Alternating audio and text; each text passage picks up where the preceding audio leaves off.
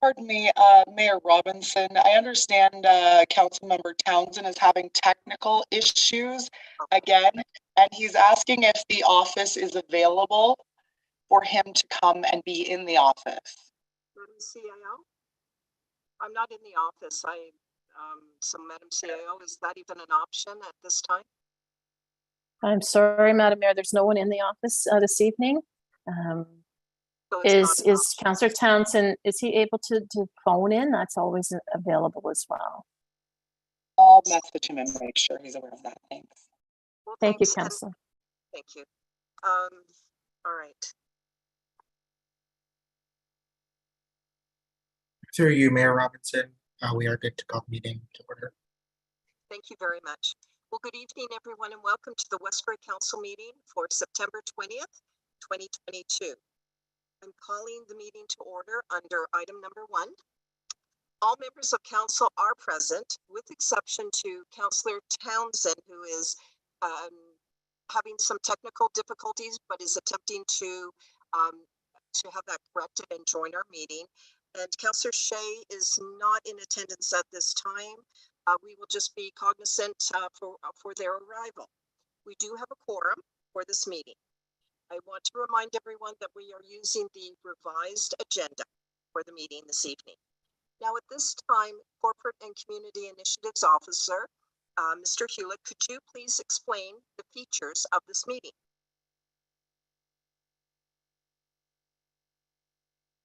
Absolutely, and through you, Mayor Robinson, before I begin, if at any point you get disconnected, you can dial 1-647-558-0588 and enter the meeting ID for this meeting, which is 847-6109-3158.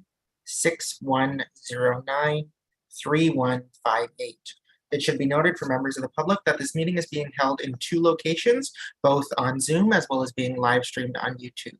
Any public participation, if any, must be done through the Zoom meeting platform and cannot be done through YouTube at this time. Both members of council and staff have been briefed on the various features of the Zoom meeting software and will be raising their hands physically on camera to speak. For members of the public, if you require any technical assistance through the duration of the meeting, you can send a chat message to myself, Cody Hewlett, and I will attempt to assist you. Thank you. Thank you very much. Item number 2, moment of reflection. So at this time, members of council, I feel it's appropriate that we have a 1 minute of silence in recognition of Queen Elizabeth's passing. So if you'd be so kind.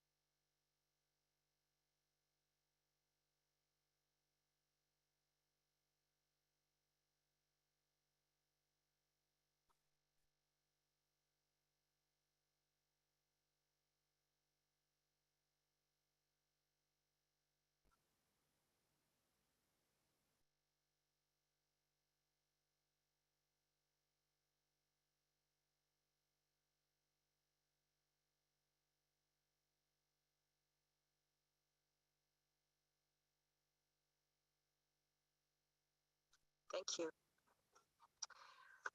I just want to recognize, I do see Councillor Shea's name on screen. Councillor Shea, are you here? Good, thank you. And appreciate your video on, if you can. We are now going to item number 3, which is declaration of pecuniary interest and general nature thereof. Members of council at this time, is there anything to declare? Beginning with Councillor Hamilton, please. Thank you, Mayor Robinson. I'll declare on item 10.1.1, Durham Art Gallery financial support request, as I am a paid member of the Durham Art Gallery. And in accordance with our code of conduct, I need to refrain from participating. I will turn my video off at that time, Mayor Robinson. Thank you. Thank you very much. Councillor Hutchinson. Yes, I'd like to declare a conflict on item 13.1, Bylaw 78-2022, Ree Anderson, as my property is adjoining to the applicant, and I sent a copy to the CAO. Thank you. I will, I'm just at this time, by way of clarity on item, let me see, 10.1.1. This is the Durham Art Gallery financial support request. Just by way of clarity, my husband, Scott, and I have a membership with the Durham Art Gallery. On the advice of the Integrity Commissioner, I will not be declaring a conflict of interest. The membership in the gallery is akin to a prepaid user fee and is not the type of indirect pecuniary interest that is contemplated by the Municipal Conflict of Interest Act. So this is specific to me only that I am addressing this, and no other member of council. And members of council, is there anything else to declare? And I just note, Councillor Hutchinson, you still have your electronic hand up. Is there anything you? No. Okay. Thank you very much, members of council. We are now on item number 4, delegations presentations. In accordance with the procedural bylaw, each delegation shall be limited in speaking to not more than 10 minutes, and presentations that are requested by council shall have a time limit as determined between the clerk and the presenter. 4.1, this is a delegation. Kelly Kenny and Tanya Demers, Sadler Street East flooding concerns. I'm wondering if the delegates are here. I see Tanya Demers on the screen. Mr. Hewitt, I wonder if you could just assist in determining that they are available to speak. Hi, we are here. Kelly is with me. I'm Tanya Demers, and Kelly Kenny is with me here. We are. Please go ahead with your delegation. Welcome this evening. Thank you. All right. Well, thank you for having us today. We're here to talk about the flooding issues that we've been having here on Sadler Street East in Durham. I am unable to change the slides. Okay. All right. On the 7th of August, 2022, we need to talk a little bit about this day because this was 2021. That's right. There was a typo on this slide. Sorry. In the evening on this day, there was a rainstorm that stalled over Durham. We had approximately 65 millimeters of rain in 2 hours. The storm drainage system in our area was shown to be insufficient. This caused particular hardship to myself and the other inhabitants of Sadler Street East. And we'd like to show you some pictures of this.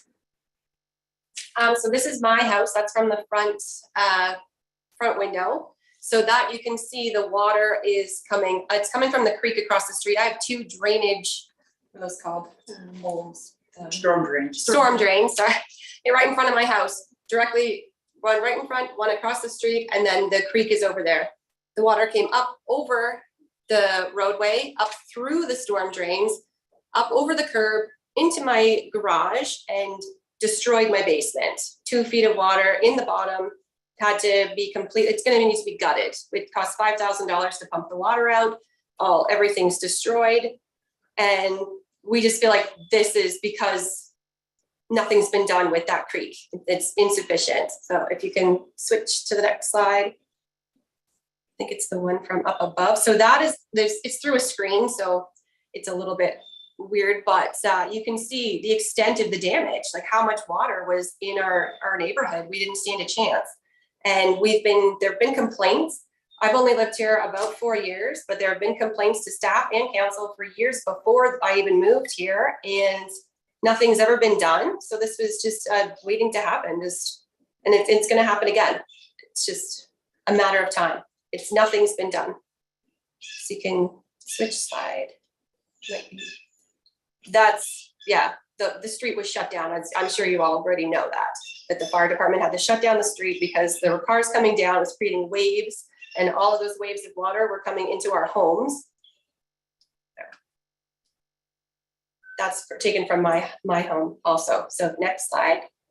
There was no debris in the drain, by the way. This is taken from Kelly's house, but that's my car, which of course I lost. the water is, you can't really see it through here, but it's about 2 feet up the side of my house. I was very fortunate in that apparently the front side of my house is quite watertight. We did have water in the basement, but not a whole lot. This car is parked in the driveway. I live at 242. So, I mean, I don't know what else to say. That's a arresting picture if I've ever seen one. And maybe describe, because the creek that the water should be going in goes in front of her house. It runs as Yes. a ditch, but it's full of vegetation. Oh, like every time it rains, even this past Sunday, it was almost overflowing, and it rained only 20 minutes and it was almost overflowing. It floods the street every single time it rains. It comes up through the storm drains instead of going down. And this has been forever. Everyone's been complaining. I've been, we've all called. We've called the municipality. We've called different counselors. Our other neighbor, Ken, is here. He's a longtime resident. He's called many, many times. This is like, we're doing this delegation on behalf of the neighborhood. It's not just the two of us. Everyone's fed up with this. My neighbor as well, B. Alexander, has complained multiple times. Not that she's had any personal damage, but is currently having a hard time selling her house. So if we can go on to the next slide, please. So this is taken from my front door. That's my car in my driveway. And you can see the very nice fireman who came in to check on us to make sure that we were all right. The water level in the middle of the street is well past his knees. We were told this is a once in a lifetime or a once in 100 years event. Yeah, we're going to see as we move forward how not true that is. Yeah. If you can go to the next slide, please. So July 24th of this year, later in the evening on this day, there was a really quick, very severe thunderstorm, and we had 20 minutes of rain. We became very, very concerned that flooding would occur, and fortunately it didn't, because the rain stopped just before it crested the bank. But it did flood the road, because I have pictures of my feet out there completely covered. You can't even see my toes. There's so much water built up on the road, which is dangerous. We have kids, there's a school on this street. If you have a rainstorm like that and you've got kids walking home from school, it's dangerous. It needs to be dealt with. So next slide, please. So this is the creek. This is the creek from the street in my house. You can see our neighbors at 270 and we're at 242, and the creek is just full. We've tried to clean it out as much as we can, but my husband has a heart condition and is legally blind. We can't do it physically. Between him and I, we are incapable of this, and we were never told that this was an issue when we purchased the house. In fact, when we purchased the house, we asked about flooding issues. We asked the town about flooding issues, and we're told, no, there's never any problems there, which was not what we found to be the case. Next slide, please. This is the creek over at number 197, which is across the street, kitty corner from where we are.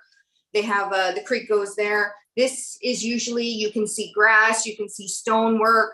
This is almost overflowing as well. And he's got a little bridge there, which is usually nowhere near the water level. No. And it looks like it's going to get brushed away. And this was 20 minutes of rain, literally 20 minutes of rain. And this is the time we called Councillor Shea down the last time, yes. So he was here to witness it as well. And someone from Public Works was also here. Yeah, that's Albert Street, isn't it? No, that's across from the Zimmermans. Yeah, but that's Albert Street. Oh, okay. No, I looked at the. Anyway, next slide. Okay, that's the front of my house, and that's just before it crested. The rain stopped. You can see actually there's still rain in the puddles here, but it had just started stopping. We wanted to take a picture of this to show you exactly what we experience on a regular basis. And this is what it is. Like, we live in fear of the rain. Like, this affects our daily lives. We can't go anywhere because who will protect our homes? There's nothing. We have no way to protect ourselves. Our basement is destroyed. We bought a house with 4 levels and we've lost a quarter of our living space because we can't fix it. We'd be fools to put money into that house now when this problem still exists. So that's our investment down the toilet in my eyes. Every time it rains, I move my car to park at my neighbor's house because I cannot park in my driveway and sleep at night. And we lost a lot of belongings. I was home with 2 small children. I tried to grab whatever I could. I could hear the water pouring into my basement. I was shaking, my heart was pounding. It was devastating. The entire thing was very traumatic, and we're upset about it. And I'm not open to dealing with that again.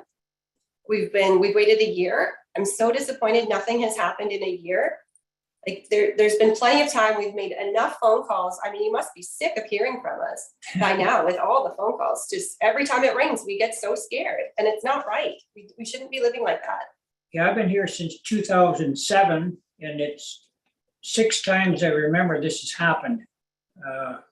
Not as serious as 2021, but it was pretty bad a few times. And yes, you can't go away because you're afraid you're going to come home to a basement full of water and a lot of damage, and still nothing done. Next slide, please. So this is some pictures of the creek taken on the 7th of September, just so when I was making this presentation up. This shows the level of vegetation that's in the creek now. Like I said, I'm unable to clean this out myself. I don't have the tools or the physical strength to be able to do this, and I'm not going to ask my husband with a heart condition to do it. So even when there's no rain, which is, and we do trim the creek as much as we can, it's overgrown and it definitely impedes the flow of water. There's nowhere for the water to go. There's no room for water. It has to go somewhere else. It ends up in the street and in our homes. Last year, due to we were told a different issue entirely, the city came and manually cleaned out the front half of the creek. This amazingly increased the flow. With the vegetation gone, you wouldn't believe how much better the flow was, and that was only in the front half, not along the side where all the grass is too tall and where we can't reach it. But that's still not the answer. No, next slide, please. So on September 6th, we were informed that council has approved a request for funding to apply for a grant to perform floodplain mapping in Durham here. This is the first step in the process. This is fantastic. We understand that this may take some time to progress. While that is happening, we request that temporary corrective actions be put into place. We're hoping that you will agree to have Public Works keep the growth controlled in the parts of the creek that are used for storm drainage, as this has been proven to aid the flow and help prevent the flooding.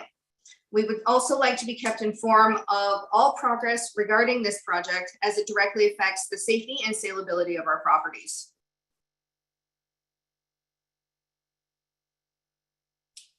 Thank you. Will that complete your delegation at this time? Yeah, we're done. Yes. That's it. Thank you.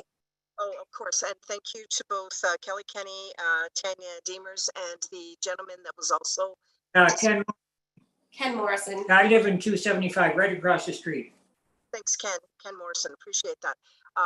Really appreciate that you took the time, if you will, to provide those very compelling photographs. And I'm very pleased that it's been communicated to you in terms of the council resolution that was addressed at our last meeting. It was dealing with, just for everyone's information, it was a flood hazard identification mapping program. And I'm just going to read the resolution that was from that. And the council supports an application to the Natural Resources Canada federal government grant program. And it is the Flood Hazard Identification Mapping Program. And the council approves matching funding contribution of up to $25,000 from the capital reserves in the event of a successful grant application. And I know our staff, because I spoke with our CAO, Laura Johnston, prior to this, to identify that staff have your contact information, and that we'll be keeping you in the loop with regard to this application and the mapping program. And I also, Madam CAO, I just wonder, would you are you aware that Public Works will just be monitoring this area? I wonder if you could just provide some information with regard to that, please. Certainly. Good evening, everyone, and thank you, Mayor Robinson.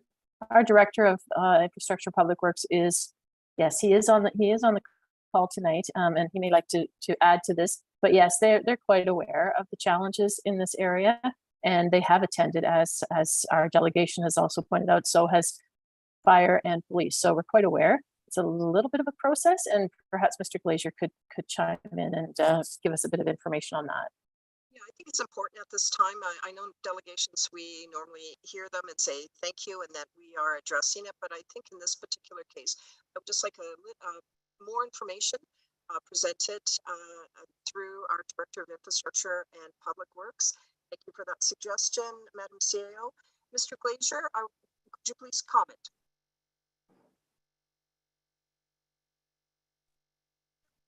Thank you, Madam Mayor. Yeah, it becomes a lot more, we're under, it's not as easy as just cleaning out the creek. I understand that would appear to the residents as a simple solution. However, because the creek is an environmentally sensitive area, it has the SV Saugeen Valley Conservation Authorities fingerprints on it, as well as the Department of Fisheries, because there is fish habitat in that stream. It's not as easy as cleaning out the stream. And from what I'm told, well, I recognize that there's an important date called September 15th in which no in-water work can proceed after that. It is something that the department will have to communicate with Saugeen Valley to see if there's any chance of us doing some work in the immediate area to assist or help with that situation, which means removing the aquatic plants that are currently immersed in the stream to improve the overall capacity of the stream in that area. So it's going to involve some time, and I'm not 100% sure on how much support or if we'll get the permission to do so. But I will, in fact, relay that message on that there is flooding concerns, and it's an issue that the residents are very concerned about. Actually, there is a gentleman that lives from Saugeen Valley that lives right around the corner from that, so he will have firsthand awareness of that situation. Thank you very much. I do have a question though. I mean, this is the Durham City storm sewer system, isn't it? You guys have to maintain it. Do you not? And if it is coming to be insufficient, don't we have to do something about that as well? Why? I understand that this is the fisheries and the conservation authority. However, water runs from the street where you can spill all sorts of petroleum products right into the stream. How are they not concerned about that? Or the salt from the salters, or anything that comes on the street goes into this creek. Excuse me.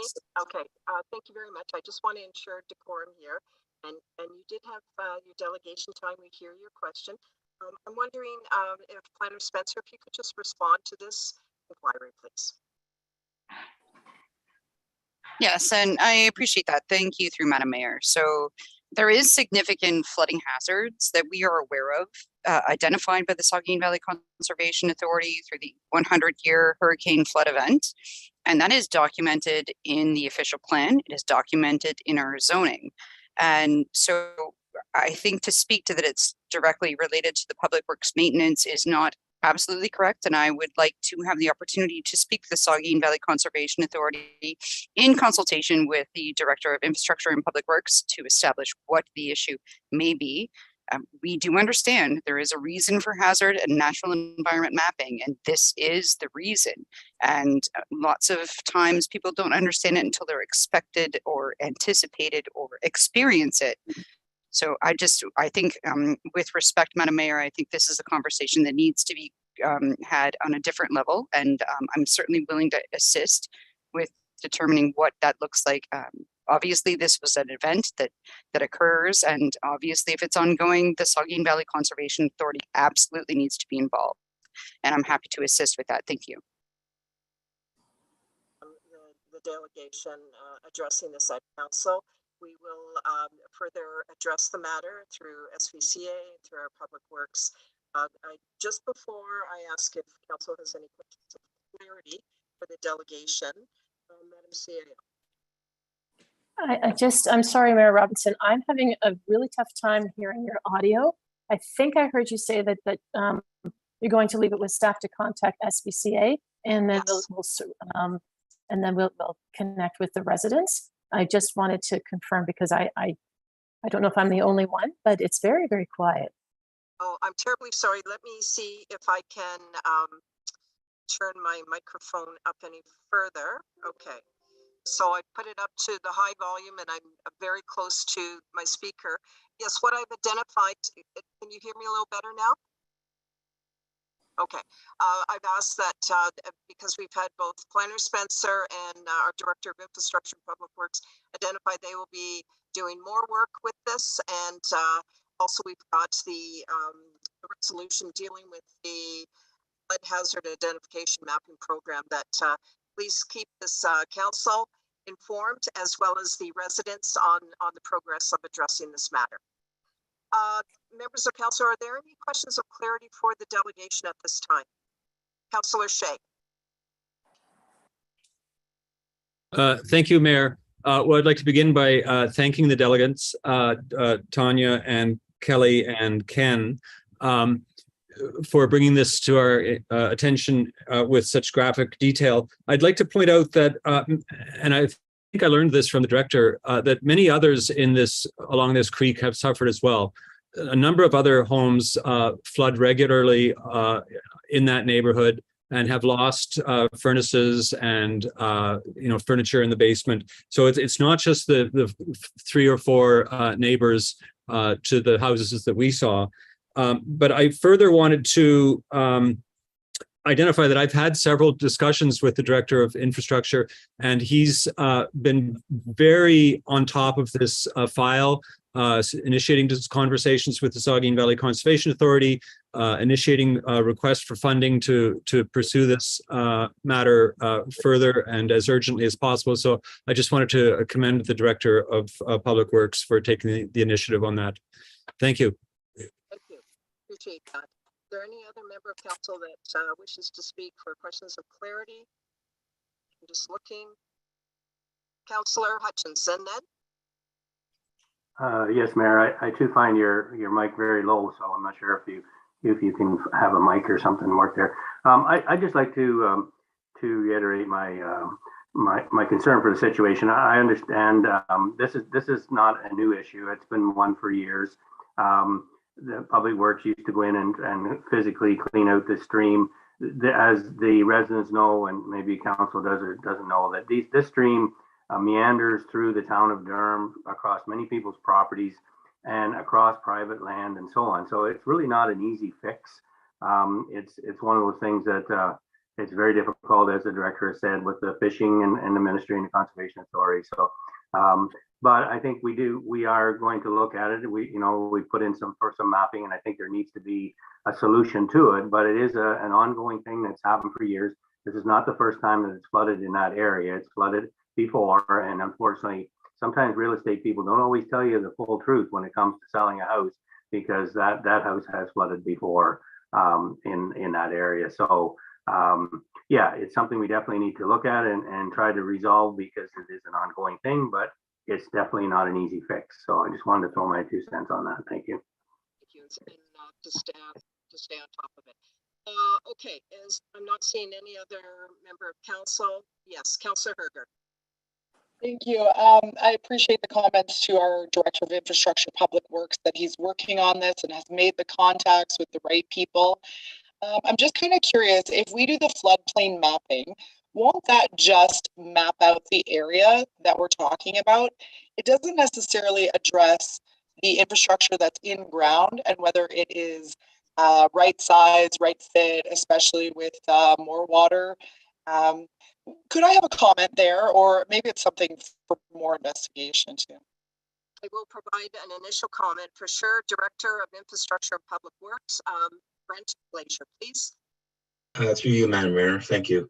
Councillor Hergert, so the reason for the floodplain mapping is it establishes the catchment area for the entire watershed so that the engineers can then go back and design the proper sizing of the culverts that are currently in place within the system. Those culverts were placed in years ago, and I'm not sure at the time when that was put in, and I wouldn't know what year that would have been. It's beyond my time. But regardless, that is the rationale behind the first step of getting the mapping done, because it provides a very concrete proof, or at least the consultants can then design the system properly so it minimizes the impact to the community of the people living within that area. So thank you. Yeah, thanks. I appreciate that. Thank you. Anything else, members of council? Well, I would just like to say thank you very much to the delegation. More work will be done on this, and we certainly have the contact information for staff to keep you in the loop. And I very much appreciate on behalf of council that you attended our meeting this evening. All right, thank you and good evening. We are now moving on to item number 5, which is public meetings. That is an NA on this particular agenda. Item number 6, this is comment period. In accordance with Westbury Procedure Bylaw, comment may be made to council with respect to a specific agenda item. A maximum of 2 minutes per person is allotted for comments, with a maximum of 10 minutes in total for the comment period. Corporate and Community Initiatives Officer Kulik, could you please assist and determine if there's anybody that wishes to speak, whether it's through computer or phone, and also if anyone has submitted anything in writing. Thank you, and through you. As mentioned at the top of the meeting, public participation, if any, must be done through the Zoom meeting platform and cannot be done through YouTube at this time. Members of the public wishing to participate in this portion of the meeting may do so in a variety of ways. The first being, if you have phoned into the meeting and would like to speak, you can press *9 and that will raise your hand, letting us know that you would like to speak. Alternatively, if your hand was raised in error, you can press *9 again to lower your hand. The second option for members who have logged in using the online Zoom platform, you can either send a chat message to myself, Cody Hewlett, Corporate and Community Initiatives Officer, either stating that you would like to speak or what you would like read into the record on your behalf. Or alternatively, you can raise your hand, which is typically located in the bottom right-hand corner of your screen under the More Reaction icon by either a blue or a yellow hand icon, dependent on your device.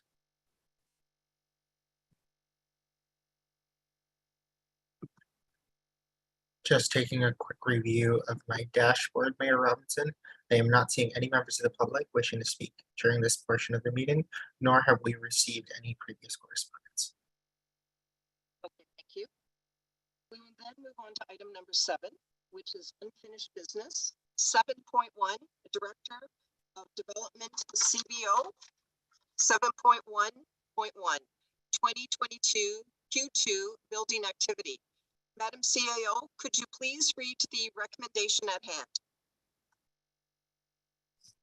Yes, through you, Mayor Robinson. The recommendation is that CBO report 2022 Q2 building department activity be received for information. So look for a mover and seconder. I will ask if there's any questions from members of council, and then we will call the vote.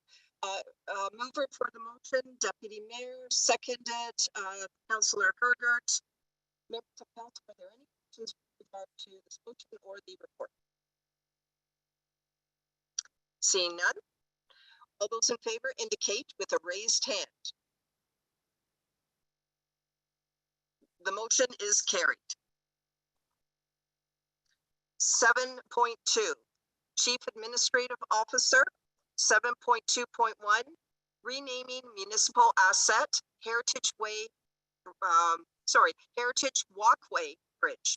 Madam CAO, to the recommendation at hand.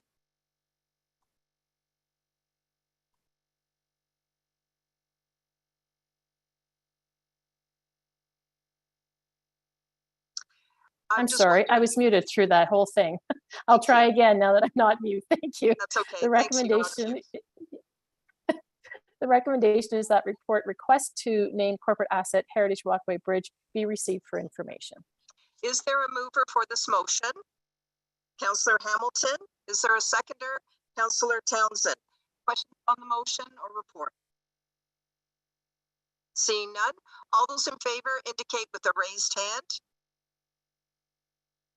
The motion is carried. 7.3, notice of motion.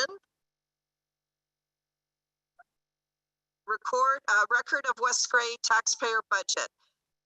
Councillor Hergert, you are moving this motion. Would you care to read it, or would you like Madam CAO to read it? Oh, Councillor Hergert, may I just say you are now on mute. So rarely happens. Okay, let's get down to this. Yes, so notice of motion, record of West Gray taxpayer budget, that all boards, committees, commissions that receive monies from the West Gray taxpayer budget be recorded and uploaded to the municipal website to be transparent. This will commence in January of 2023, and that is my proposal. Is there a seconder for this motion? Councillor Shea, is any questions on the motion or comments? Councillor Hutchinson. Yeah, so I'm a little bit confused in terms of how this might happen. To be recorded, are we talking video and audio? And then who does that, if that's the case in terms of all these committee meetings? Councillor Hergert. I would propose that we ask staff to be able to set up an initial training for all of the chairs and vice chairs of each committee of next council, and that they would be trained with the new technology that West Gray has invested even in our municipal council chamber. And we've all become very familiar with Zoom. And so as we move forward, we have the technology now that was different than 4 years ago. And we have access to hit record. I know that it's more effort than that, but I would hope that we would be able to streamline the committee process right at the beginning of the new council so that each meeting would be recorded.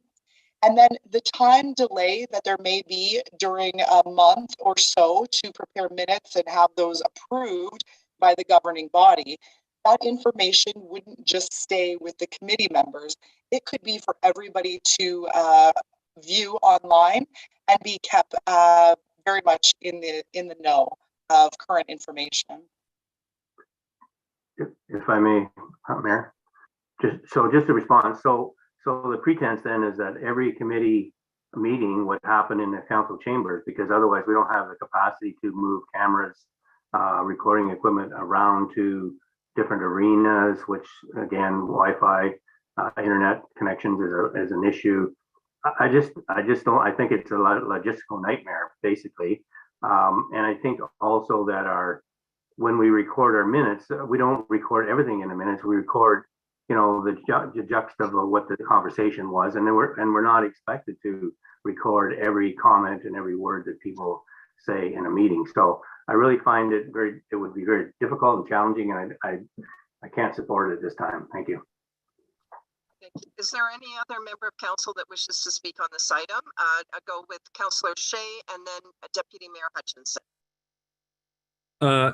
Yes, thank you, Mayor. I have a slightly similar concern about like I'm on Newstat Rec and we meet at the Newstat Arena, and there's no reason that all the people from Newstat should all truck over to Durham to meet in the council chambers. And I'm also not sure if we would characterize Newstat Rec as a committee which receives money, because they don't actually get a budget. So what I'm imagining more is something like our, like when you say commissions, Councillor Hergert, I'm imagining that you're thinking boards and commissions. I'm imagining you're thinking about something like the Airport Commission or the police board. I'm not sure that we have the authority to command those groups to conduct their minutes or record keeping in a particular way. However, I do think we could make a recommendation to those boards and commissions that this council would like to see them do that and do it as a request rather than a requirement. So that would be a direction that I would rather see this go. I'd be curious to hear your comments and the comments of any of the other colleagues. Thank you. Thank you. I'm first going to go through all the speakers and then Councillor Herger, you can respond to some, want to take a note or whatever, that I'll leave that up to you. Councillor, so would that be anything you wish to say at this time, Councillor Shea? Yes, I'm willing to see how the conversation continues. Thank you. Thank you as well. Deputy Mayor Hutchinson. Thank you, Mayor Robinson. And Councillor Shea's kind of hit on one of my notes. Is I'm having a difficult time, and again, I will also support what Councillor Hutchinson said. I'm having a hard time understanding where, are we outside of our scope, telling a board or a commission, and we have, again, we have the airport, we do have the library, and we also have the police as examples. I think it's out of our scope to tell them how they're going to conduct the business. That's one thing. And I also, too, we're not always meeting via Zoom, and I think, we get back into person a little more frequently, which is, it's off and on. There is a convenience to Zoom, but they're not all going to be recorded. And I'm not sure that every facility or every meeting location is going to be able to accommodate that. So I can't support it at this time. Thank you. Is there any other member of council that wishes to speak to this item? Okay, Councillor Herger, did you want to respond if you wish? Sure. Yeah, thank you. I appreciate my colleagues' comments. I would like this council to be leaders where we respectfully ask and that there's action taken because we know it's for the better good. This is transparency at its best, that anybody could participate in a meeting or review each comment. Sometimes in meetings, there will be a motion made and the motion is never seconded. So it will never occur in any of the minutes that there was a motion put forward.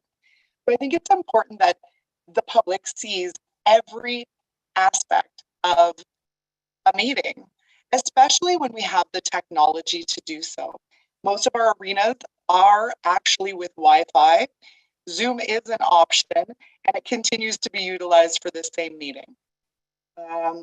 The Ombudsman Report for one of our commissions actually noted that this needs to have more transparency.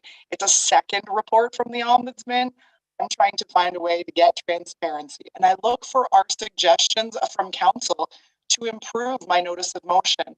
If anybody has a better suggestion on how to be more transparent, I would welcome a suggestion on how to make this motion possible. If we have to take out commissions or public library or police service board, I think we're failing ourselves. I think the taxpayers' money is the taxpayers, and they'd like to see what it's being spent on. So I look forward to any updates or changes so we could actually make a very transparent council.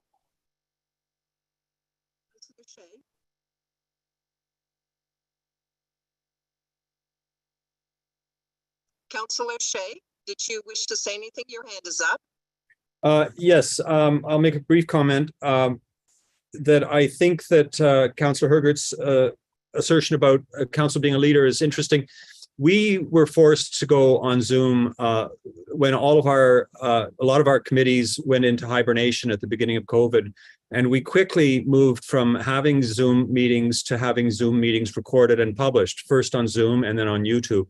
And we've discovered that this has been a tremendous boon to members of our community who want to know what's going on at council meetings, especially in the absence of any sort of media outlets which cover our meetings. There are no press that come to our meetings anymore, but now occasionally a press member will review one of our meetings after the fact and report on what's going on. So we've had this experience where many of our colleagues on boards, committees, and commissions have not.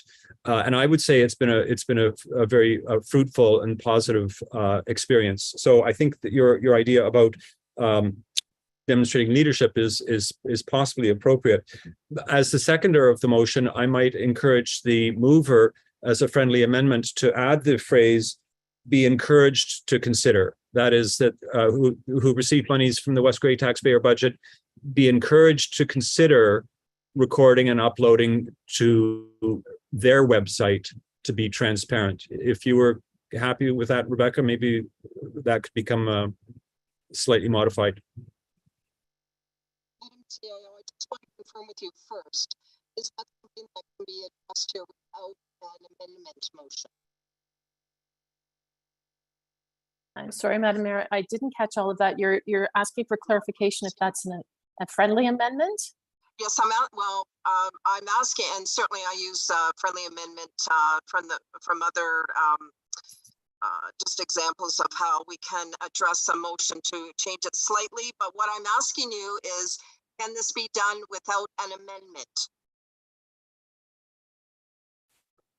Well, the motion on the floor is very direct, that we're asking for the parties, we're asking them, we're directing them. And I would like to go back to Councillor Shea's original comment that I'm not quite sure that that's our jurisdiction to direct these independent or arm's length boards. If Councillor Hergert would like to consider the language about being encouraged to, then I would consider that an amending motion, and we can take a vote on that. And I do support Councillor Shea's comment that it would be much less labor intensive for these entities to post it to their website, which we could simply link from our website. Okay, so based on what Madam CAO has said, this would be an amending motion. So I leave it to council to determine if that is taking place at this time. Councillor Shea. I would move that as an amending motion. Okay, could you please state it? And I hope I'm clear on the video. Can everybody hear me? Mostly, sometimes you drop out, but. All right, okay. So could you please state your amending motion? Sure, if the acting clerk is ready, that all boards, committees, commissions that receive monies from the West Grey taxpayer budget be encouraged to consider recording and uploading their meetings to their websites to be transparent. This will commence in January. This could commence in January 2023. I will look to Madam CAO to read back your amending motion and confirm with you, Councillor Shea, if the wording is fine, then I will look for a seconder. Thank you, Mayor Robinson. Councillor Shea will try this. The recommendation moved by Councillor Shea is that all boards, committees, commissions that receive monies from the West Grey taxpayer budget be encouraged to consider recording and uploading their meetings to their website for transparency. This will commence in January 2023. This could commence in January 2023. Oh, thank you. This could commence. Okay, thank you. Councillor Shea, thank you. Yes. Is there a seconder for this motion? Councillor Herger. Is there anybody else that wishes to comment on this item? Deputy Mayor. Just a quick question. Well, just more of a, I'm a little confused when, how are we going to know when they're holding a meeting that they're going to have that ability? Like, are we putting some financial restrictions on them that they're going to have to come up with some kind of audio system to record this? Because it's not, Zoom, we know we got that platform down, but if they're meeting in person, is there cameras involved? Like, there's a whole audio thing, and I think that's going back to what Councillor Hutchinson was saying. I don't think that everyone's going to be in a position to have all that available. Some of us personally are capable of it, but I think there's going to be some financial complications to boards and commissions that are not set up with it. So that's one of my other concerns. Thank you. Thank you. Is there anyone else that, Madam CAO, could you please respond? Yes, thank you, Mayor Robinson. And these are questions that I'm also wondering about. And if it's the will of council, I would really prefer that staff investigate this and report back after consulting with these bodies, because they may be quite keen to do this. and there could be solutions that we're not even thinking of. Thank you. Is there anyone else that wishes to speak? Okay, I'm going to ask the deputy mayor to just take the chair at this time. And I'll speak and then I'll take the chair back. So deputy mayor, do you have the chair? Yes, I have the chair, Mayor Robinson. Go ahead, please. Thank you. So I will not be supporting this motion. I will not be supporting the amended motion as well. We have boards, committees, commissions that are functioning, and it is their responsibility to ensure that they are functioning appropriately. Minutes are prepared, and we receive those minutes. They are transparent now, and I think that's really important. And I hope you're able to hear me. I'm trying to talk as loud as I can on my mic, so I may be projecting a little more, and I think that's important so you can hear me. I think that's really important. It's not council to determine that this can be done. And I just want to say, magically, this cannot be done by all of the committees, commissions, and boards to determine that they could have the recording. This may cost money. This may be staff time. There's a lot of consideration in here. We are dealing with our own recordings here, and I really feel that that's important. So I will not be supporting the motion or the amending motion. Thank you. All right, final word, Councillor Hergert, and then we'll call the vote. Just for clarity, Mayor Robinson, would you like me to transfer the chair back? Oh, yes, please. Okay, thank you. Chair is now transferred. Thank you. Thank you, Deputy Mayor, for taking the chair while I spoke. I now have the chair again. Councillor Hergert, please. Yes, thank you. Two of your points that I would like to refute are the transparency one. We've had minutes show up at our council that are 6 months worth of minutes from various boards. 6 months is a long time when you're trying to work through budget and be aware of what's going on without having to attend every single meeting. So 6 months of minutes coming through, or a video that we could watch in an hour, seems like we're all presented with technology at the beginning of our term, and it seems like something that's quite possible. So I think the delay in minutes coming from boards, committees, commissions, etc., has been noted several times throughout council. The other part is the second Ombudsman report. It wasn't a first one saying you missed the mark. It was a second report saying you're going into closed session for wrong reasons. So if this council is really concerned about transparency, it's more than just our talk. It's the do part.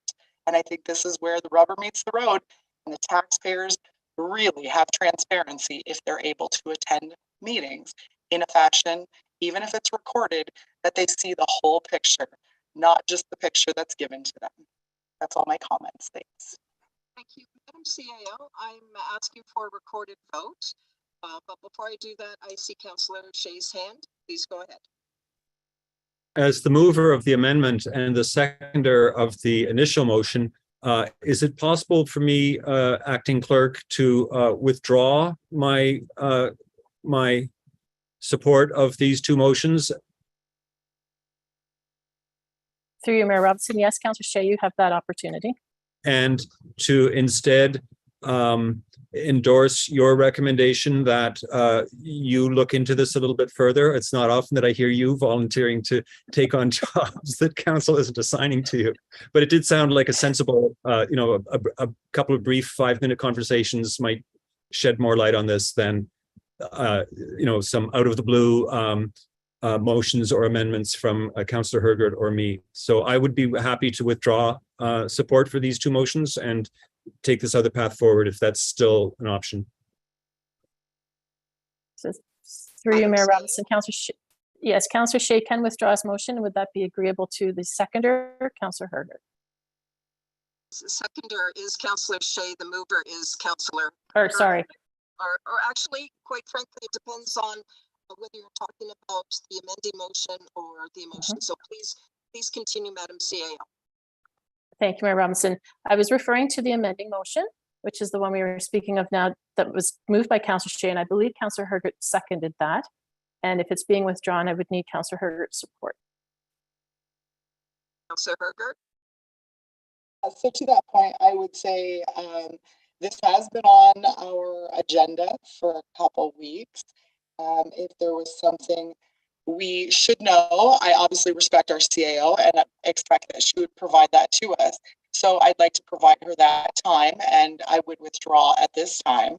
But I think this is something, it's more than lip service. It's actually seeing the meetings happen in real time or immediately after.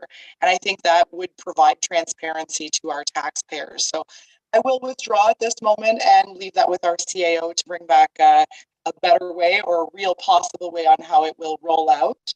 And that'll be the doing part that really gets left up to the CAO anyhow. So I appreciate that, Ms. Johnson.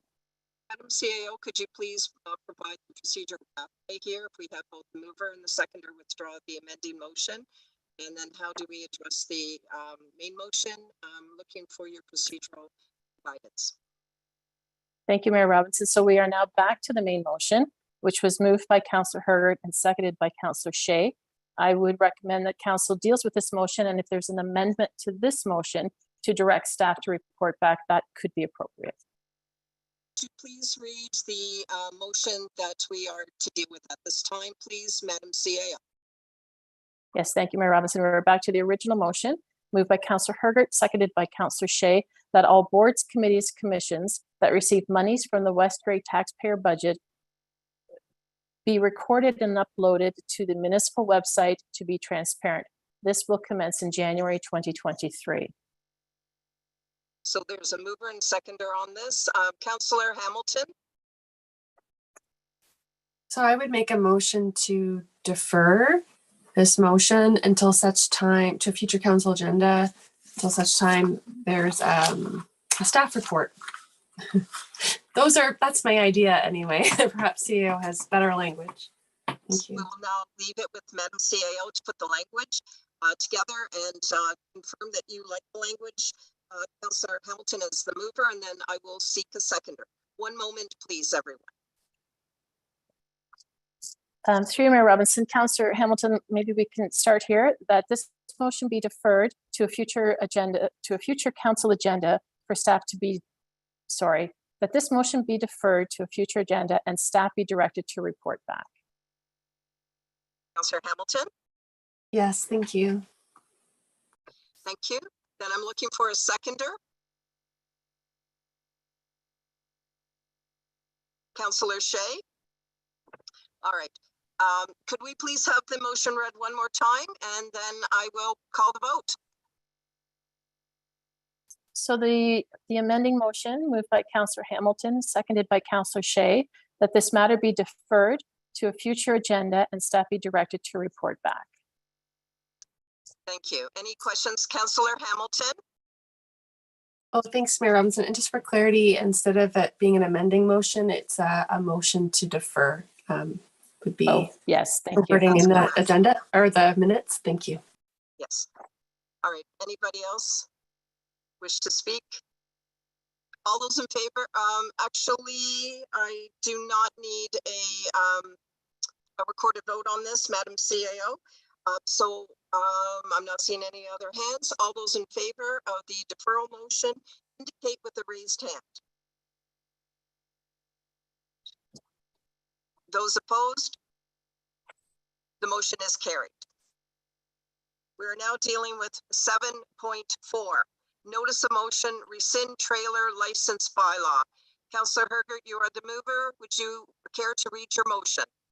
Yes, the West Grey Council rescind the trailer license bylaw, known as Bylaw 73-2016, and amending Bylaw 8-2018. Is there a seconder for this motion? Councillor Townsend? Are there any comments with regard to this motion? Councillor Hutchinson, Councillor Townsend, Councillor Shea, in that order. Yeah, so at this time, without any discussion, without any background, I know it's been an ongoing thing for some time regarding licensing of trailers, but I would prefer that we send this to staff to have a good look at this, to have a staff report, to look at comparators, to look at ways and means of that. Are we going to, since we've had it, we haven't been able to enforce it, and that's part of the issue. So as a staff report, I would hope that they would be able to tell us if we can or cannot enforce it. And if we can't, then we need to get rid of it. So I think there's a fair bit of detail that we need to have before we decide to rescind this trailer bylaw. I think I would prefer that we make a motion to have staff look at the trailer licensing bylaw and bring it forward at a later date so that we can make an informed decision. Thank you. Thank you. Next person to speak, the councillor, is Councillor Townsend. Thank you, Madam Mayor, and hopefully I don't break up or lose my connection again. I would like to see this go forward for a couple of reasons. First of all, we cannot enforce it. We are not enforcing it. All you have to do is walk through the neighborhood, and it's pretty close to see how many are actually there that shouldn't be there and are in breach.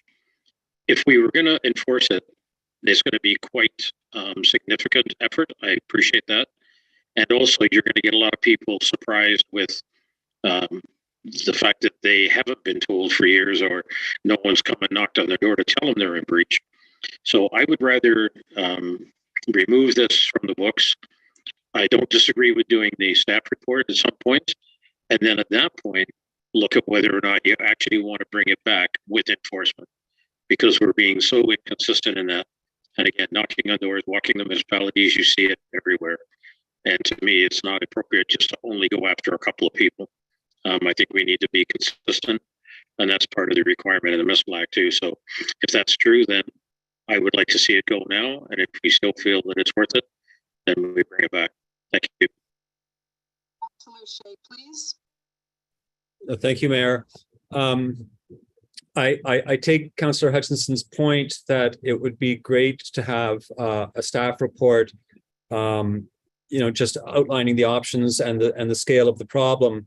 The last motion we deferred and asked for a staff report, and we have discussed this numerous times in the past. And I think many of us recognize that, a bylaw which is inconsistently implied and enforced is an unjust bylaw.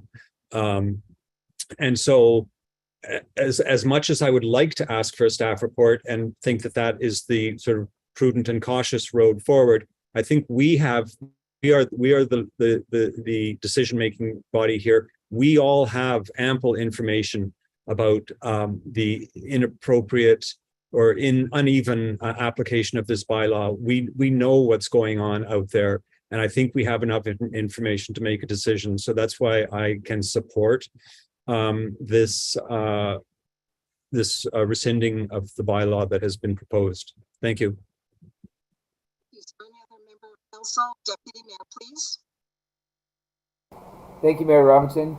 One of the concerns I have, we do have, yes, I agree the bylaw does need some work. I would support having staff check into it, whether, we're getting into zoning, SVCA, there's a lot of different parts involved with it. But with no bylaw in place, what is that going to look like? Are we going to have people all of a sudden popping trailers up on their properties at will? Right now, there appears to be, and I'm going to be very frank and honest. I do own a trailer, and I certainly wouldn't put it in my front yard, but what's to stop me from doing that if we didn't have something in place? That is of concern, and I think at least we have something in place. Yes, it needs work. We all know that. But I think giving staff the opportunity to look into it, and again, whether it's SVCA, because we're going to be looking at some NE areas, and there's going to be a lot of different moving parts here. So I think this staff bringing a report back would be better. And I do apologize for my dog bark in the background. Thank you. Before I go to Councillor Hamilton, I do see Planner Spencer's hand up. Planner Spencer. Thank you, and through you, Madam Mayor. I would just reiterate that the whole point of the trailer bylaw is not necessarily tied to zoning in the same respect that everyone believes. So no one is permitted to have a trailer on their property in the municipality of West Gray unless it's for their own personal use and registered and has title to that license plate. So you are not permitted to store, just for broad example, multiple trailers on your property. That is not permitted. If you have a personal trailer that you use for RV use, etc., that is permitted. One licensed trailer, not in the front yard, in the side or rear yard. So I think we need to take some consideration into the use of what is becoming kind of post-pandemic, where individuals are utilizing these vehicles as their recreational vehicles as a use that is not permitted by the bylaw. It's specifically not permitted. And this municipality is not in the position to go and regulate that on a regular basis because we do not work on an enforcement basis, more so versus than a complaint basis. So what is being contemplated here needs to be considered in the sense that this is not permitted regardless. And there is permissions within the zoning bylaw that does permit you to store your own recreational vehicle, trailer, etc., as long as it's licensed, but it's not permitted for this to become some sort of, 5 trailers on your property. You are not permitted to do that under zoning. And I just want to make that very clear. And I can clarify further, but Thank you, Planner Spencer, I appreciate it. Councillor Hamilton and Planner Spencer, if you could just take your electronic hand down. Councillor Hamilton, and then I will acknowledge CBO Shipwreck. Thank you very much. Thanks, Mayor Robinson, and thank you, Councillor Hergert, for bringing this forward. Councillor Hutchinson's words resonated with me as well. It's been actually a few years since we discussed this. I think last time we discussed it, we were in person in our own council chambers. And I don't know what the repercussions are of just wiping it off the books. And so I don't have comfort in like without having a staff report that could give us options, that could give us objective numbers. How many licenses do we collect? Does it pay for itself? Enforcement, all of that, and then make a decision. So as it stands, Councillor Hurd, I can't support the motion today. I'd have more comfort with having that professional objective staff report before making a decision such as this. Thank you. I'll go to CBO Shipwreck, and then I do see Councillor Hutchinson's hand up. CBO Shipwreck, please go ahead. Yes, through you, Madam Mayor. I just, I guess for my own clarity as well as constituents listening, that the bylaw that Councillor Hergert is requesting to have repealed is our trailer licensing bylaw, which that bylaw actually permits people to store a trailer and live in it on a vacant property. So that is the bylaw that she's quoting that she's requesting to be rescinded. The allowance of trailers on property with an existing dwelling is regulated by our comprehensive zoning bylaw. So, and that has not been mentioned to be rescinded.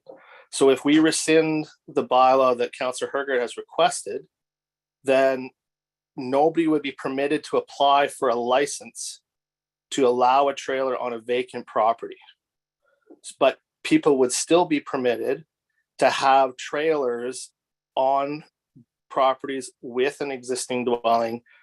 And there are other particulars that they have to meet, lot size and other things, but as long as they meet our comprehensive zoning bylaw, they would be permitted to have one trailer on their property. Thank you very much for that clarity. Councillor Hutchinson, please. Yeah, so just as we discussed this, I think there's a lot of fuzzy issues here that makes it even more difficult. I'm really, when I talk about the trailer bylaw, I'm really referring to the people that buy property in West Gray and then come up, put a recreational trailer on it, and then they come up and use that trailer on an ongoing basis. That's what I'm really talking about here. And to me, I don't have any problem with charging them $1,000 because I think they do use our services. They use our roads. They call the police if they need to. They use fire if they need to. So $1,000 to me is a pretty cheap fee for years camping. But I also go back to the whole idea of getting rid of this bylaw. yes, the thing is we don't enforce it. Part of it, as our planner Spencer has said, because we work on a complaint basis, but we don't enforce our property standards either enough, according to most people. So we don't want to get rid. Should we get rid of our property standards by law because we can't or don't enforce it? So I think we need to look at it. Maybe we need to look at getting a full-time staff member to enforce property standards, trailers, etc., and go forward that direction. But anyways, I just feel that we need more information before we take any bylaws away, because it's a lot easier to continue on and make some revisions than it is to start over again. Thank you. And I do see CBO Shipwreck's hand up again. Please go ahead. Thank you, Madam Mayor. One thing I forgot to mention, just to make council aware, is that we have not had one application for the trailer licensing bylaw in over 2 years. Okay. Anything further, CBO Shipwreck? No, thank you. All right, thank you. Is there any other member of council that wishes to speak? Councillor Hergert? Yes, thank you very much. So the $1,000 fee that hasn't been collected in several years for all the trailers, we are not in a position today, nor really for the rest of the budget year. We don't have money allocated for bylaw enforcement on this. I would like to see our building and our planning department work through this, because it does affect zoning and our official plan. And so I most certainly see the overlap between allowance of trailers in areas that are specifically appropriate. To that point, I would say that it was approximately 3 years ago that we ran up against a situation that we had not been enforcing on. And I would say that we've had the trailer bylaw for several years. It's not a respectable bylaw. We don't have people paying in and doing the right thing about this bylaw. It doesn't suit West Grey. So I would look for our building and planning department to work out the specifics of it and bring it back at our official plan discussion when we talk about zoning and where it is appropriate to put these items in. For the uneven enforcement of any bylaw, I think this one is exceedingly obvious that people don't pay, that there is no standard that's required. I also think it's important that as legislators, as bylaw makers, that we would actually take a look at a bylaw that has been in place for a while and see how it is doing. How much revenue? How often do we talk about it? We talk about it at least at budget and at least at audit every year. So if we could take away one GL line that doesn't matter, and like we have no revenue, that's what I mean, it doesn't matter. So when there's zero revenue in there and we're trying to figure out if this suits our community, I'm going to suggest it doesn't.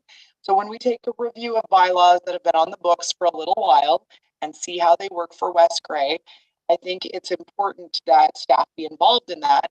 To that point, I had this notice of motion sent to our clerk back in June. It's not a new motion. It's been something that's been put off as we have other pressing matters in staffing, so I can appreciate that. The issue from a few years ago that I keep talking about is that our building department and our planner were both involved in there. So I would encourage staff to bring forward items obviously that we as staff, as council request, and work with Laura to do that. That's perfect. And then any other suggestions, council is a body that sits and makes these decisions. And I would like us to just take a review of this one and see if this suits us or if there's a better way to have the trailers in our official plan and zoning bylaws. Is there any other member of council that wishes to speak on this notice of motion? Deputy Mayor, could you please take the chair? I just want to speak to this item briefly and then I'll... I have the chair, Mayor Robinson. Go ahead, please. Thank you. Councillor Hutchinson's comments very much resonated with me.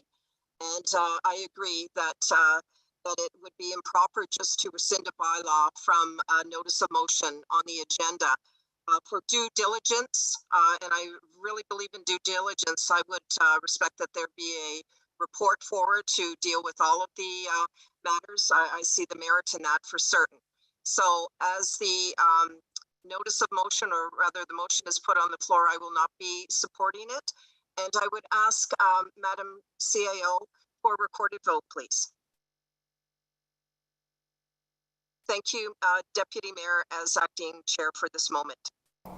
Okay, I will transfer the chair back to Mayor Robinson. And just before I do, I'm not sure if Councillor Hutchinson was trying to put his hand up when you were speaking. Thank you. I will confirm that now that I have the chair. Councillor Hutchinson, was there a comment that you wish to make? Well, I thought I heard Councillor Hergert saying that she would like more information from our planning and our building department. So is that not what we're talking about in terms of deferring this motion to put it back to staff for a staff report to bring forward at a later date? Do we need to amend this motion? I'm asking. Madam CAO, could you please read the motion at hand that is on the floor? Yes, thank you, Mayor Robinson. And I'm sorry, I didn't catch who seconded this motion. Was there a seconder? Was a Councillor Townsend? Yes, it Great, was. thank you. Great, thank you. So the motion on the floor right now is moved by Councillor Hergert, seconded by Councillor Townsend, that Westbury Council rescind the trailer license bylaw known as Bylaw 73-2016 and amending Bylaw 8-2018. Now, Councillor Hutchinson, I just asked for the motion to be read back into the record. Did you have anything further you wish to say? No, I guess if we're just voting on this motion, that's fine. Any other comments before the vote? Councillor Shea, I saw your hand. I just want to confirm, are you speaking? Yes, a point of order, Your Worship. Our procedural bylaw says at item number 11.1.10, the chair shall vacate the chair in order to move, second, or debate on a motion and will resume the chair following the vote on the matter. I noted that you did this once earlier in the meeting and didn't raise it, but now you've done it twice in the meeting, so I felt compelled to bring that matter to your attention. Thank you very much. So I am not moving a motion or seconding a motion. I made my statement for this item, which is the item we're on, and I'm not entering into debate. I made a statement, and when I made the statement, the chair went to the deputy mayor, and when I finished my statement, the chair came back to me. Well, you don't need. No, I have the same right as a member of council to speak to an item and to vote. And I am not entering into debate. I state my comment, and that is it. So I am within the rules of procedure, and I didn't move or second, and so that is the clarity that I'm providing. So if you didn't move or second or debate, then you do not need to vacate the chair, I would suggest. Oh, no. Hang on a moment. If I wish to speak to an item, then I transfer the chair. According to which bylaw? No, I am, when I am needing to speak to an item, there needs to be somebody in the chair so that the meeting is being chaired. And when I'm speaking to the item, I am not chairing, which is why I move from the chair.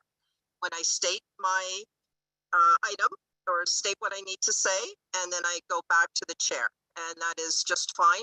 I have already addressed this through the Integrity Commissioner, and it is the appropriate course of action. Thank you. Is there any other member of council, rather, that wishes to speak to the motion at hand? Councillor Hergert. Yes, I think the point that the member Shea was trying to make there is that if you transfer the chair, that you would refrain from participating in the discussion until after the vote. I think that's the point that Councillor Shea was trying to make there. Anyhow, I would Comment like, on the motion? well, I'd like it actually if we just followed the procedural bylaw, which would be that Deputy Mayor would maintain the chair until the vote is called on this, as you did have an opportunity to debate and participate in the discussion. So I have said that I am not debating I am not presenting a debate. I stated my comment, and I'm able to do that as a member of this council where I'm able to ask a question or make a comment. I did not enter debate, and I did not move or second a motion. So that is how it is. And I've also confirmed this with the Integrity Commissioner. So do you have a comment with regard to the motion at hand? I was curious if we should be changing our procedural bylaw to suit the rules that you have. All right. Is there any member Point of order, Mayor Robinson. Yes, please go ahead, Councillor Hamilton. Thank you. I hear both points of view. So through our procedural bylaw, I will I will respectfully challenge your decision on the point of order that Councillor Shea rose. Because and so that would be the appropriate path forward if we have concerns. So the point of order that Shea rose was 11.1.10. And I'd like to challenge your ruling, please. Thank you. 11.1.10 in our procedural bylaw, the chair shall vacate the chair in order to move, second, or debate on a motion and shall resume the chair following the vote on the matter. I am adamant in saying that I am not moving or seconding a motion, and I am not entering in debate. I stated what I needed to for the item, and I stated only that. There was no entering in debate. And so 11.1.10, I followed the procedural bylaw. So Madam CAO, with regard to a challenge, could you please address the procedure for that?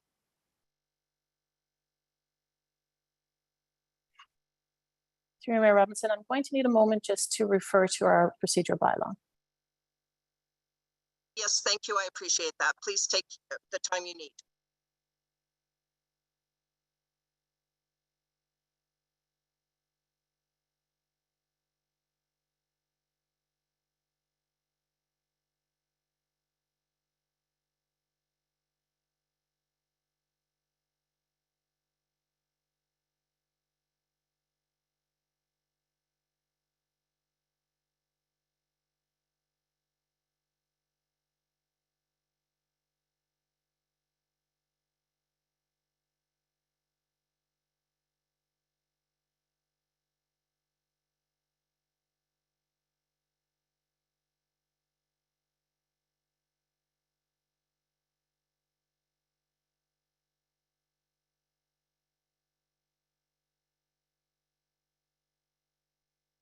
Through Mayor Robinson, in our procedural bylaw, section 17.8, any member may challenge the ruling of the chair immediately following the ruling. The chair's ruling is final unless it is challenged. Council's decision by vote is final if the chair is challenged. So at this point, we would need a vote from council. As a council, Madam CAO, there is no motion before us. Is there? What does council wish to do? Councillor Hamilton? Thank you, Chair Robinson. So the point raised was 11 point, what was it here? 11.1.10. And that the point was that respectfully request that you remain, that the chair remain with the deputy mayor. And that was the point that you made a decision to stay in the chair, but I'm respectfully challenging that. That you remain, that Deputy Mayor remains in chair. So I would be asking for council's support on that matter, that our mayor remain not the chair at this time. Thank you. Could you please put language together for the motion, and then I'll ask Councillor Hamilton if she's fine with the motion, and I'll look for a second.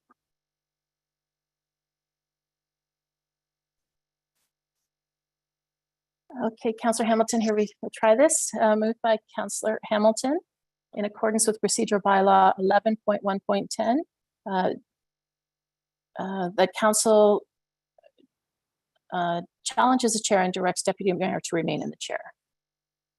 Yeah, thank you. Thank you for that. Yes. I would just look for clarity for the item, specific to the item. I'm just asking if there's specific clarity, Madam CAO, with regard to this motion. I'm not quite sure I understand.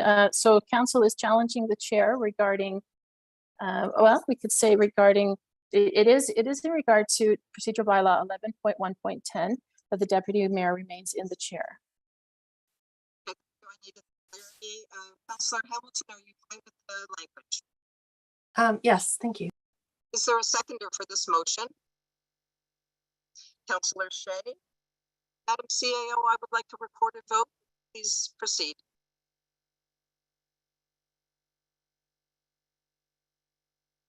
Okay.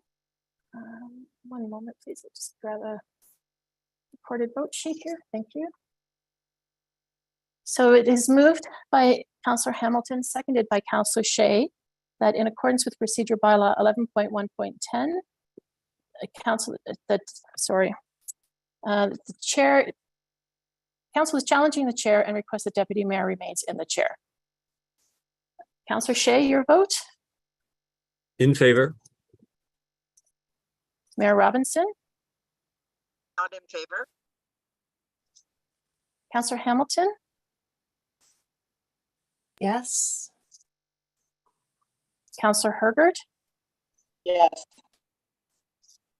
Councillor Townsend? Yes. Deputy Mayor Hutchinson? Not in favor. And Councillor Hutchinson? Not in favor. The vote is carried at a recorded vote of 4-3.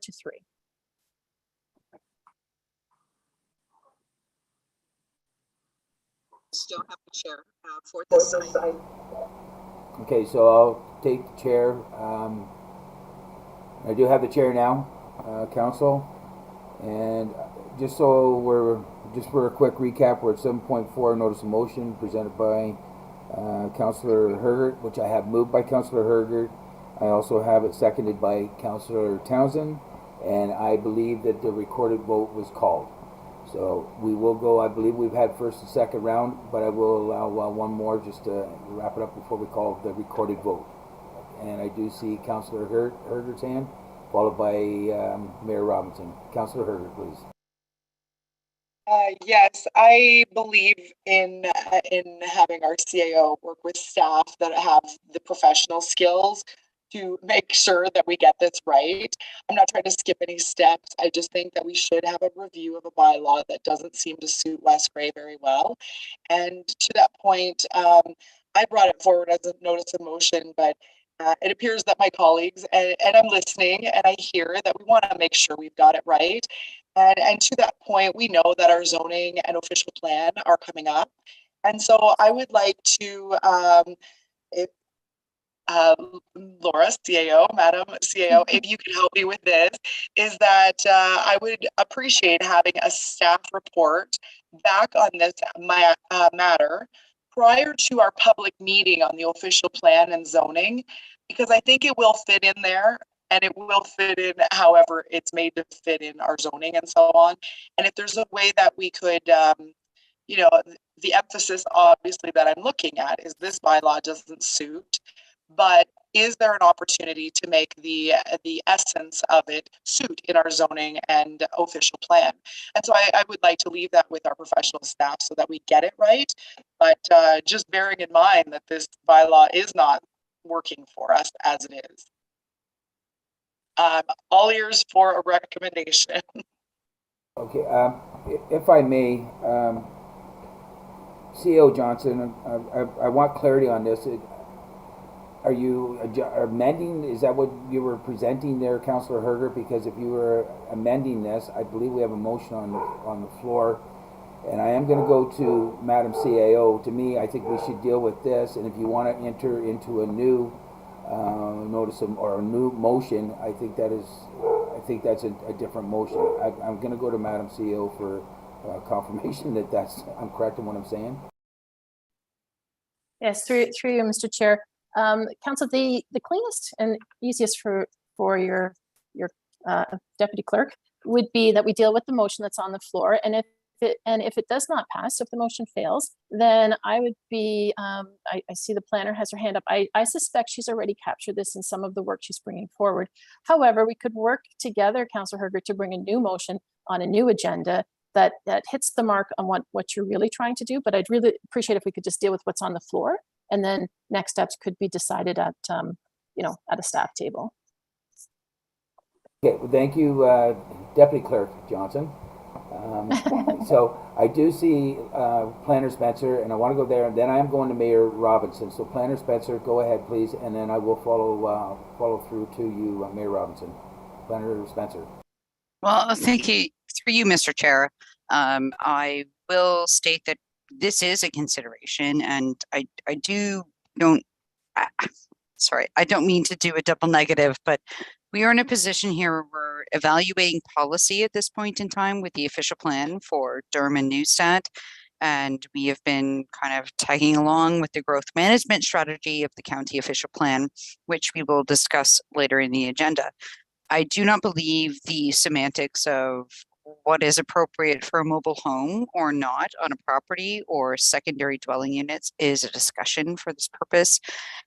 I feel we've kind of lost track here, and I don't mean to be disrespectful, but I think there's many discussions that will be held at the more, the imperative stage where implementation guidelines from a zoning bylaw will provide you with those aspects.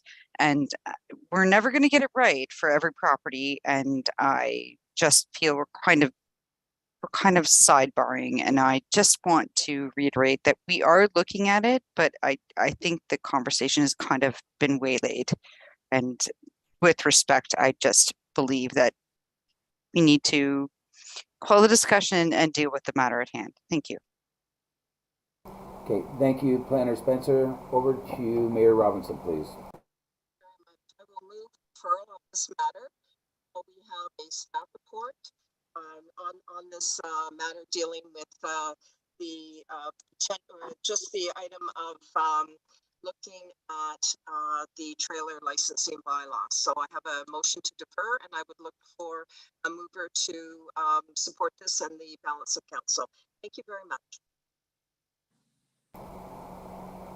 Okay, Deputy Clerk Johnson, Madam CEO, we have a motion to defer, and I don't believe that's debatable. We are looking for a seconder. Is that true? Okay, so we have a motion deferred presented by Mayor Robinson. I'd be looking for a seconder.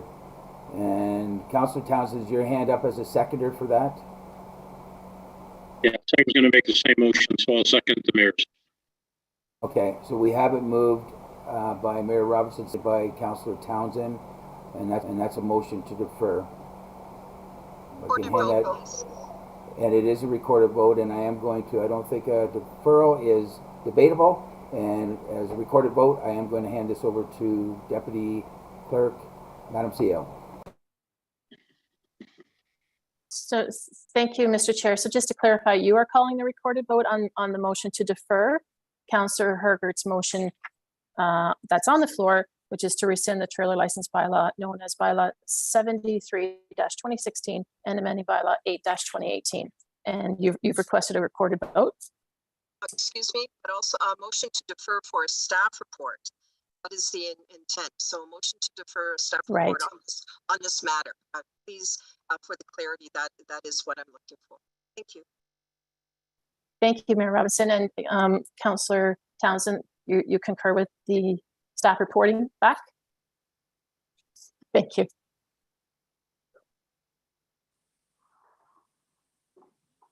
Okay, thank you. So through you, Mr. Chair, a recorded vote has been requested. Moved by Mayor Robinson, seconded by Councillor Townsend, that this motion be deferred for a staff report reporting back on the matter. And on our random sheet, Councillor Hutchinson, how do you vote? In favor. Mayor Robinson?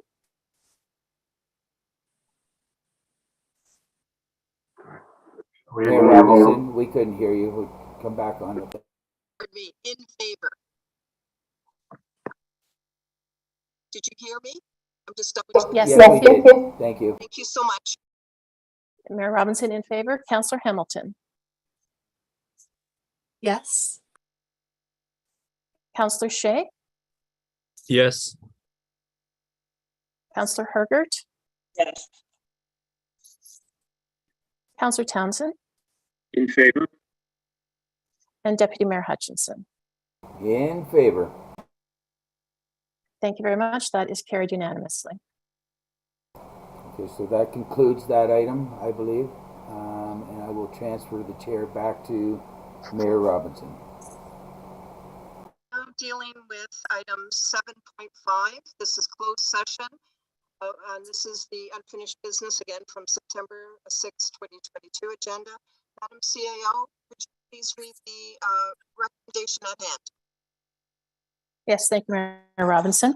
The recommendation is that the Council of the Municipality of West Grey does now go into a closed session at 7:39 p.m. with the CAO/Deputy Clerk and the Manager of Planning and Development for purpose of a proposed or pending acquisition or disposition of land by the municipality or local board, and for the purpose of addressing personnel matters about an identifiable individual, including municipal or local board employees. Is there a mover for this motion? Deputy Mayor, is there a seconder for this motion? Councillor Hamilton, all those in favor indicate with raised hand. Motion is carried. We will now go into a closed session. Thank you very much.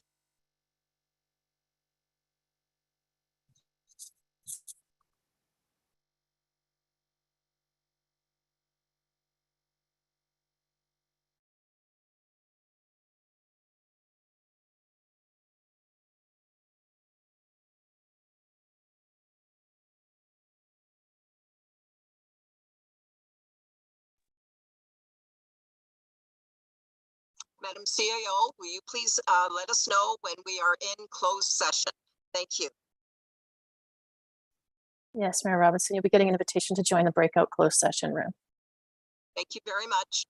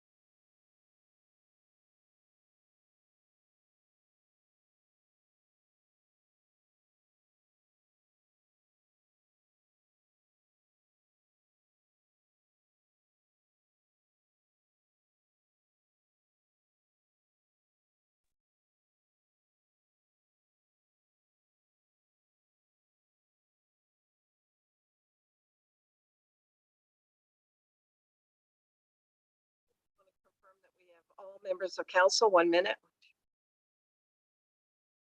Councillor Hamilton, are you able to show your audio? Thank you. Madam CAO, do you have all the staff you require?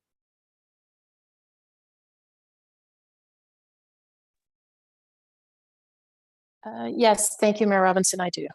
Thank you. So item number 7.6, report from closed session, September 6, 2022. I would like to Point of order, Mayor. We're not hearing you very good. Can you speak to your mic? certainly. Is this any better? No? Okay, one moment.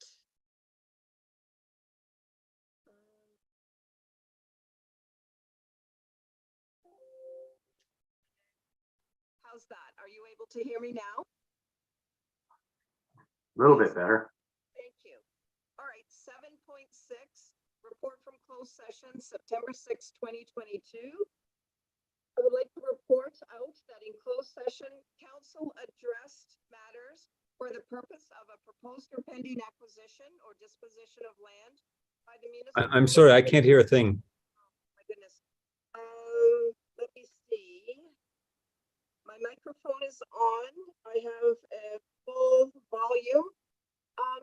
Corporate and Community Initiatives Officer Hewlett, could you suggest anything if you can hear me? Could you suggest anything I could do for a better audio volume? I can just pick out what you're saying, Mayor Robinson. What I may suggest is with our corporate devices that we use, our microphone is located to the right and left of your camera, and basically at the top center of your screen. I'm not sure if you possibly have any sticky notes or anything at the top of your screen. I know sometimes people sometimes cover their camera when it's not in use. So if there's a sticky note up there, it could be muffling the audio. But other than that, the only thing that I could suggest is if you had possibly a pair of headphones that had a microphone that you could use. Okay. Is my volume any better now? A little bit. Okay, I'll just adjust it this way to be closer to the microphone, and thank you one and all for the indulgence for the volume, because we certainly want to make sure you can hear me. So and thank you, Corporate and Community Initiatives Officer, for the suggestions. 7.6, report from closed session, September 6, 2022. I would like to report out that in closed session, council addressed matters for the purpose of a proposed or pending acquisition or disposition of land by the municipality or local board, and for the purpose of addressing personnel matters about an identifiable individual, including municipal or local board employees. So that is my statement. I'm just wondering, members of council, it's 8:30. Pardon me, I'm yelling. 8:30, would you like a 15-minute break? Thank you. I will see you back at 8:45 p.m. Thank you.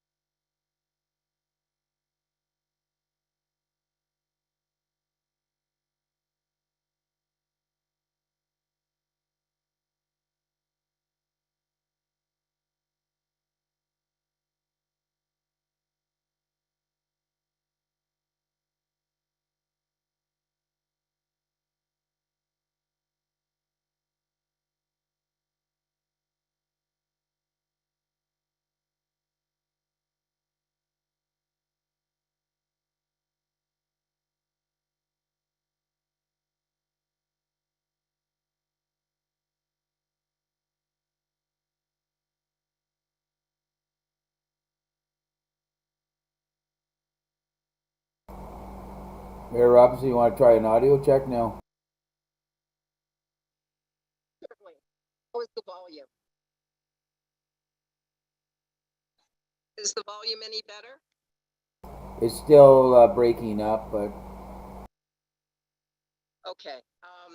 I did try to clear any dust on my microphone as suggested by Cody Hewlett. How's the volume now? Very good.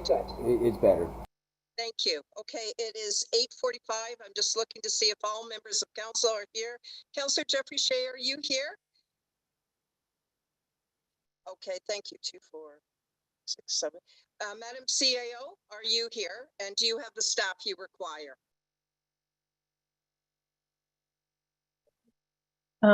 Through Madam Mayor, I believe I see everybody back. Yes, thank you. Thank you. Okay, I'm calling our meeting back to order. And we'll be dealing with item number 8. Councillor Townsend, you have your hand up. For you, Madam Mayor, I do have a concern about the timing and recognizing that we have another closed session for an item that needs to be addressed, I believe, this evening. And so I'm wondering if I could make a motion to actually revise the agenda. Okay, let's hear your motion, please. And so I'm suggesting that the the agenda be revised to do 11.2 and the closed session prior to the remainder of the agenda.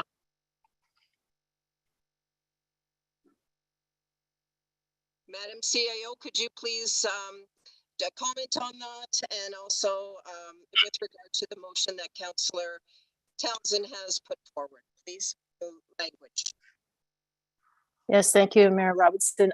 Councillor Townsend, if I could also suggest item 11.1.1, it's essential that we deal with that tonight because we need to appoint that compliance audit committee by October 1st.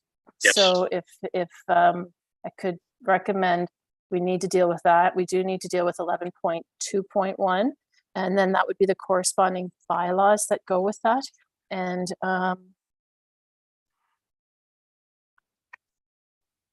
Session. And then closed session. CIO, could you please identify the corresponding bylaws? Yes, thank you, Mayor Robinson. So we would revise the agenda to deal with items 11.1.1, 11.2, and bylaw number 80-2022, as well as closed session.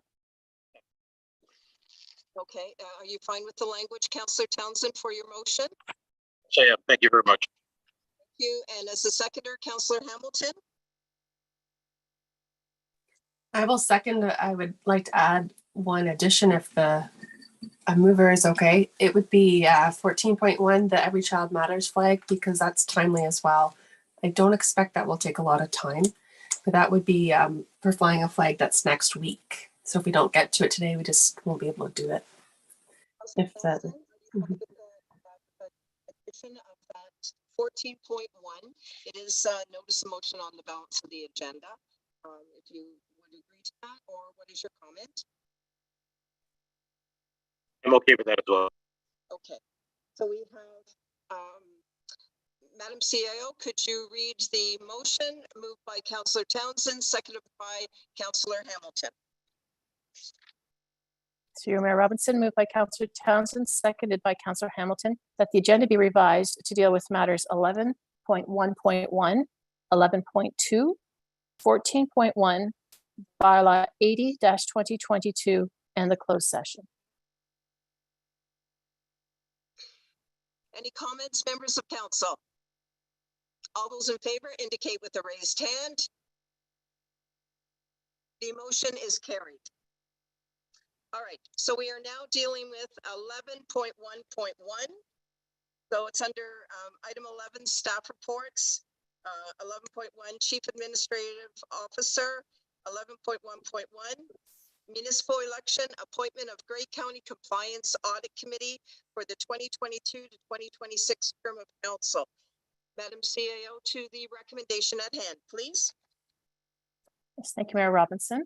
The recommendation is that council receive report municipal election appointment of Gray County Compliance Audit Committee for the 2022 to 2026 term of council, and that council enacts a bylaw to appoint individuals to the Gray County Compliance Audit Committee for the 2022 to 2026 term of council as recommended by the Gray County clerks.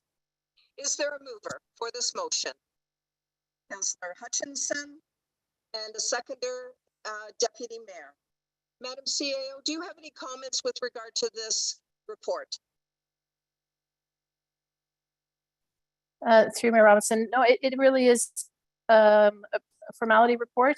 There's 5 members that have been recommended by a committee of Gray County clerks to sit on the audit committee, and they're representative of areas across Gray County, and it's before you today for approval. Are there any questions with regard to the motion or the report? All those in favor indicate with a raised hand. Motion is carried. We are now going to go to item 11.2. 11.2, Interim Director of Public Works and Infrastructure. 11.2.1, 2022 to 2023 Connecting Link Agreement, Owen Sound Highway Maintenance Limited. Madam CAO, to the recommendation at hand, please. Through you, Mayor Robinson, the recommendation is that council approves entering into a connecting link agreement with Owen Sound Highway Maintenance Limited for the 2022-2023 winter season at a cost of $21,450.66 plus HST, and that the bylaw be approved at a future council meeting. Is there a mover for this motion? Deputy Mayor. Is there a seconder for this motion? Councillor Hergert. Questions on the motion or the report? Seeing none, all those in favor indicate with the raised hand. Motion carried. 14.1.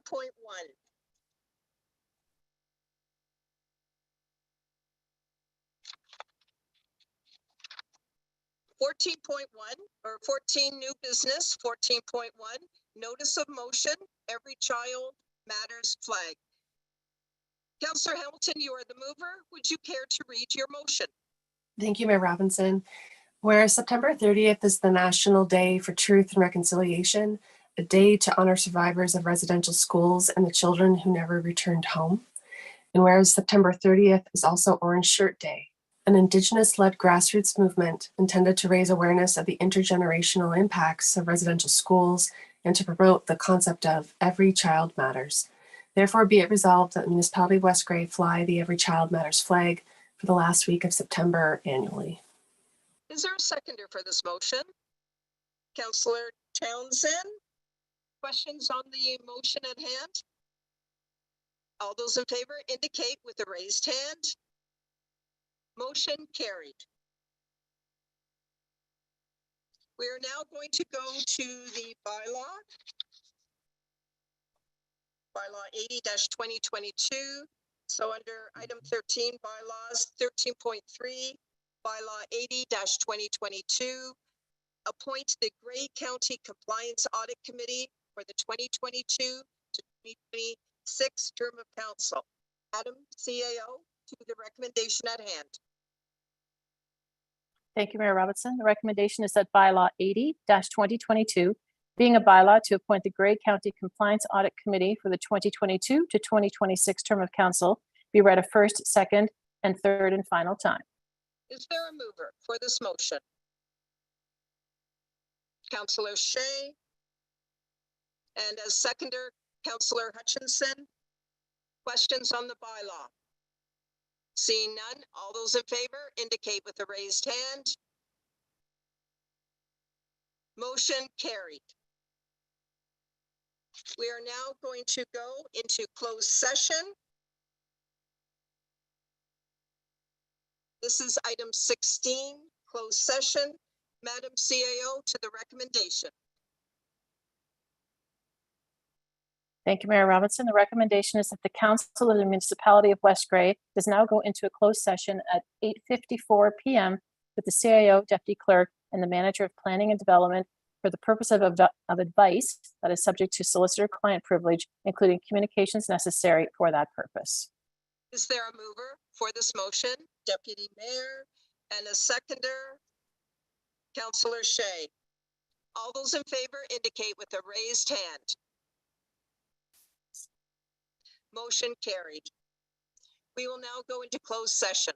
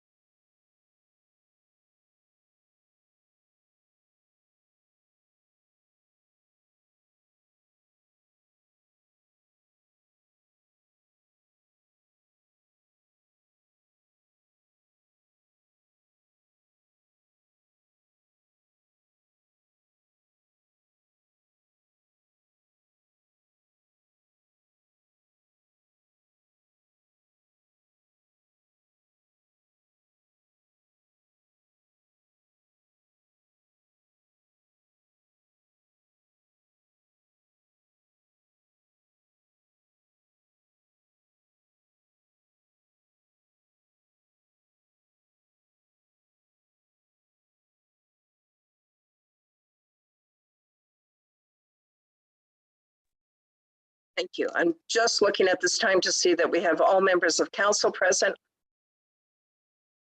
All right, Madam CAO, do you have all the staff you require at this time? Yes, Mayor Robinson, thank you. Thank you. Corporate and Community Initiatives Officer, are we recording at this time? Through you, Mayor Robinson, yes, we are. Thank you. Item 17, report from closed session. I would like to report out that in closed session, council addressed matters for the purpose of advice that is subject to solicitor-client privilege, including communications necessary for that purpose.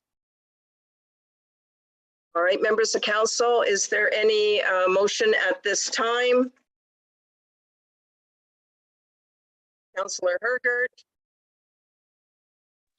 I would make a motion that we go back into closed session to continue discussing solicitor-client privilege.